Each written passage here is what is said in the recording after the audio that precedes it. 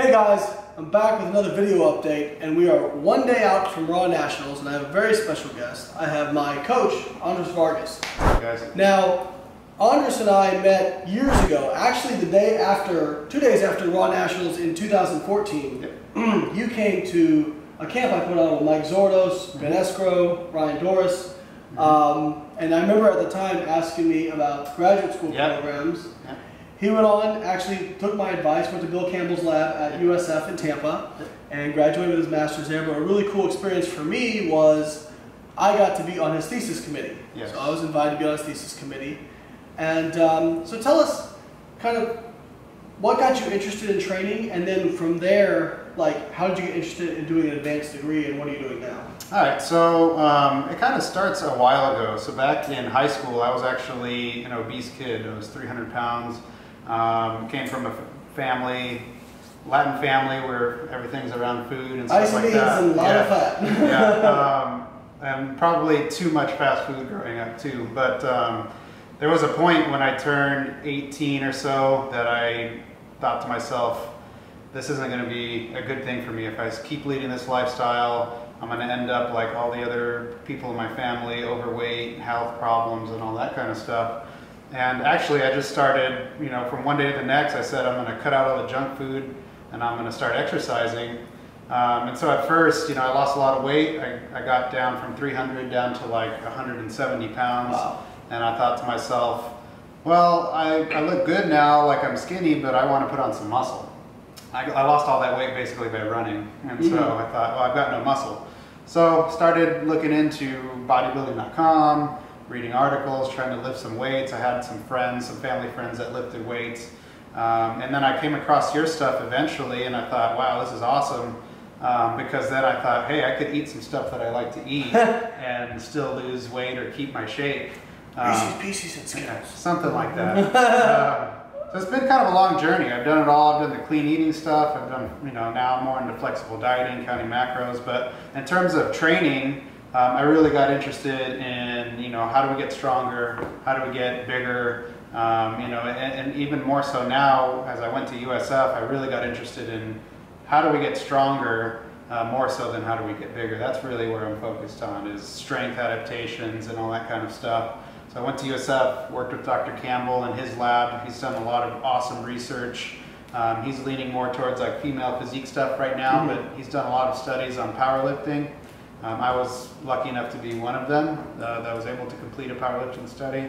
We saw a lot of good stuff. You helped me with that. You're on my committee, and hopefully that'll be published here within the year. Hopefully, I think we're writing that up. So that's where I'm at right now. I'm looking at a PhD in sport and exercise science, and so yeah, that's kind of where my passion is. I just really like to train.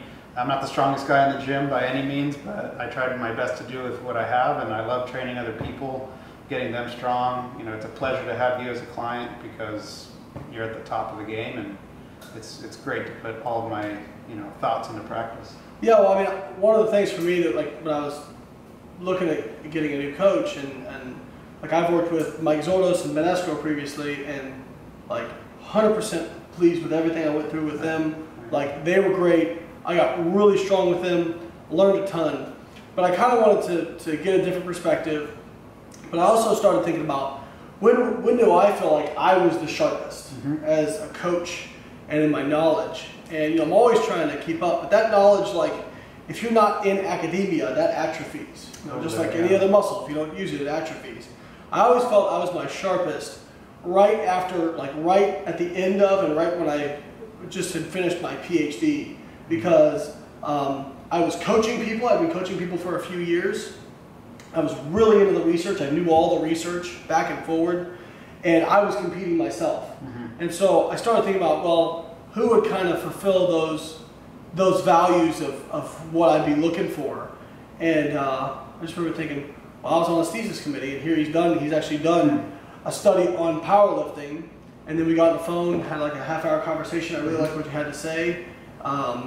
And yeah, like, I've been very pleased with everything. Can you tell us about the study you conducted in Bill's lab, and kind of what was the basis of it, and what do you think the main findings were? Sure. So You know, on a basic level, basically we looked at two different kinds of daily undulating periodization. So the traditional daily undulating periodization, where you come in every day, you hit the same rep scheme, maybe the same intensity on each lift. So squats, you know, 3 sets of 8, bench 3 sets of 8, deadlift 3 sets of 8. So you have like a hypertrophy day, maybe a power day, and then a strength day. Right. You know, Zordos really sort of changed the mold there with his paper for HP, hypertrophy power strength, rather than hypertrophy strength power. So I thought to myself, you know, I kind of looked at, you know, what are some strength coaches doing in professional sports, especially when it comes to training their athletes. And usually what I see is, you know, rather than having them all be the same intensity or volume on a given day, they kind of prioritize one lift per day. And so I thought to myself, could we apply that same thing to DUP and powerlifting? And so, you know, basically what we did is I constructed one group to prioritize the squat on one day, prioritize the bench on another day, and prioritize the deadlift on the other day. And the other 2 lifts would decrease in intensity from there. So say Monday was heavy squat, bench would be moderate intensity, and then deadlift would be light, because deadlift and squat are going to kind of compete with each other. So you're still doing all 3 lifts on the same day? Still doing all 3 lifts. You're just, instead of, okay, this is the light day on squat, yes, it might be heavy day on squat, but then lighter on the other 2. Right. So you can really put your energy towards that. So I thought to myself, how could this help? Interestingly, that's actually how I programmed for a long time. Yeah, I remember you telling me without that. really anybody telling me that, but just because intuitively it seemed to make sense to me. Yeah, because I thought to myself, you kind of get to a Friday where you're hitting maybe plus sets on all 3 of the exercises, and that's taking a ton out of you, right? Nervous system takes a huge hit. Maybe by the time Monday comes around, even though that's a hypertrophy day, you're not really recovered enough nervous system-wise to do the training again. So what if we spread out that intensity a little bit better throughout the week? You know, my initial hypothesis was that maybe I called it tiered DUP group would be a little bit better off in terms of strength, especially maybe in the deadlift. But statistically speaking, we looked at it and it seems like they're just basically equal to one another. So is that a win or a loss? Well, in my eyes, that's kind of a win in terms of having the flexibility to do it the way you want. Yeah. Right? So you had already intuitively gravitated towards that. Maybe some other people feel a lot better doing it the traditional way. And how many participants did you have, and what was their background? So they were all resistance trained. Most of them were young, college aged. There was a couple of older males, but they were all males between the ages of 18 and 45.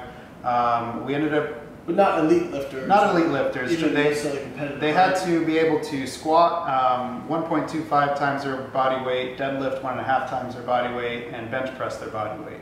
So they couldn't be walking off the streets never having lifted and getting Which to some of you guys may sound like nothing, but for actual studies, that is what would be considered a trained person. That's a trained person. So one thing to keep in mind is, now do you think it might be different if they had, like, if they took, for example, like the top 10 in each class at Raw Nationals and had them do it this style, where you've got guys that are going to be doing AMRAPs with 700 pounds on squats. You know, what does that take out of you versus the person who's doing, you know, relatively as a percentage, it may be still the same as a 1 rep max, but in terms of the weight being on your body, I mean, that's a heck of a lot more compared to like 150 pounds. You know, anecdotally speaking, I would say that it probably does make a difference. And if you carry, I mean, this was an 8-week resistance training study. You know, if you carry this out over, you know, 12 weeks, 16 weeks, you know, 6 months, a year, I think you start to tease out some differences, especially within individual variability, especially.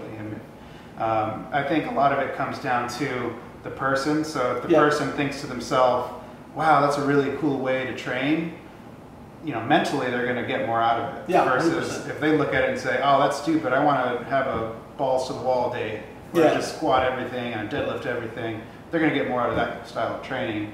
But within my own clients, I kind of tend to shift more towards that tiered approach. And that's just because I've seen better recovery and a little bit, you know, if you can recover better, you're able to get into the gym maybe more often and with better intensity, which could possibly lead to more gains over time. Well, the other thing to consider too is that you did see more dropouts in the non-tiered group, right? Yeah, so the non-tiered group had we don't know if it's statistically significant yet, we're still analyzing that, but they did have more dropouts in terms of total magnitude than the tiered group. Yeah, and, which may or may not be important. Like you not. said, there's not statistical, but if you think about, it would make sense to me intuitively that just something where you're having like really, if you told me I had to AMRAP, squat, bench press, and deadlift on the same day, it's tough.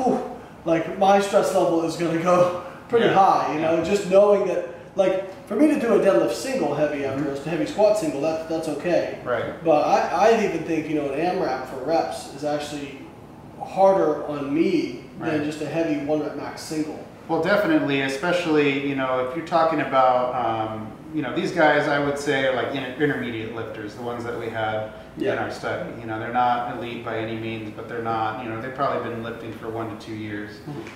For somebody like that to go in and do AMRAPs with the kind of weight they're using, it's not as big a hit on the nervous system compared to you, who's squatting over 600 pounds, deadlifting over 700 pounds. To do an AMRAP with really heavy weight, that's going to really tax you compared to somebody who's starting out maybe year 1 and 2. Yeah, well, we talked about this last night too. Like people ask me, well, you squat this much, does 500 pounds feel light? Yeah, no. And no, it doesn't ever feel light. You're just able to handle it better. Right. Like it's still the same amount of weight that's pressing down on your body, that's pressing down your spine, it's pressing on your knees, it's pressing on your hips, it's all those sorts of things on your nervous system.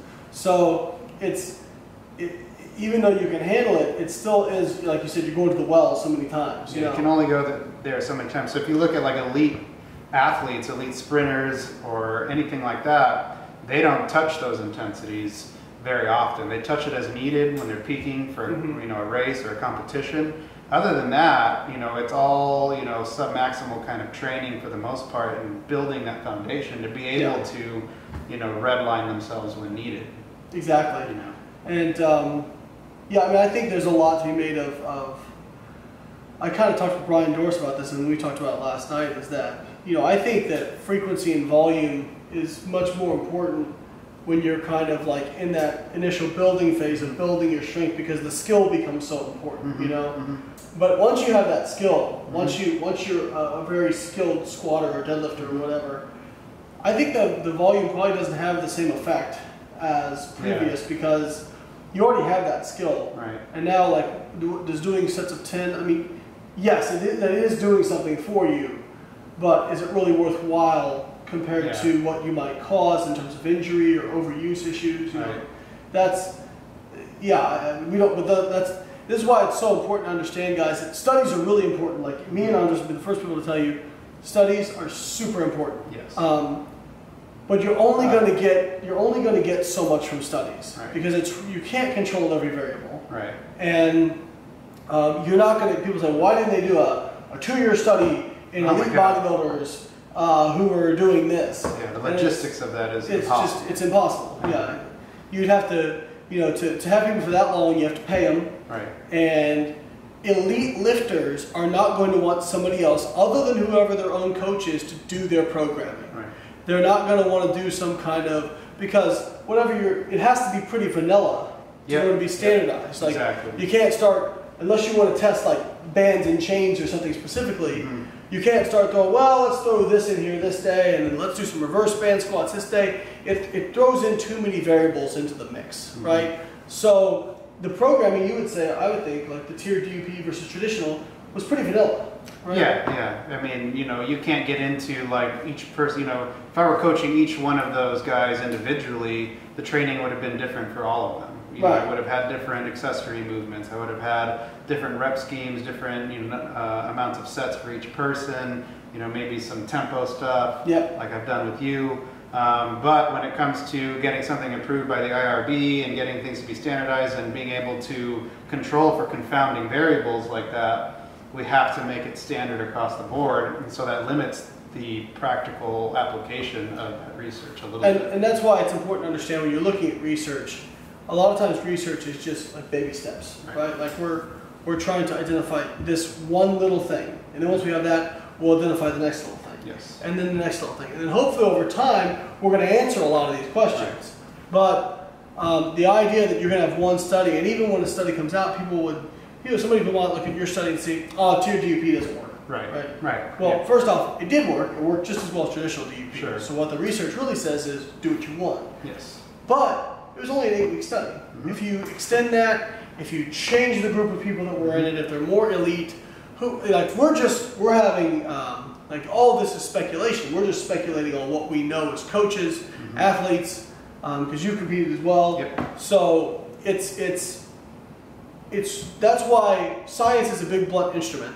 It mostly will tell you what not to do, right? Right. But coaching is an art form, and that's why I would tell you, if you can't afford a coach, that's okay, and there's a lot of good information out there. But if you can't afford a coach, it really can make a very big difference in your training program.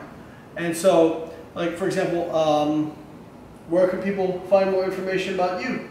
So my website is www.thestrengthcave.com. I've got a lot of information on there on the services I offer. I offer coaching, obviously programming. I do nutrition coaching, but I'd like to focus more on the programming aspect, just because that's a little more where my passions lie.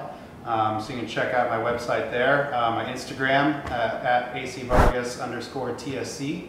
I don't have a Facebook for any of that stuff, just a personal one. So if you friend request me on Facebook and I don't accept, don't take it personally. I just try to keep that to family and friends. But yeah, those two sources are the best place, Instagram and my website. Awesome. Follow him, guys.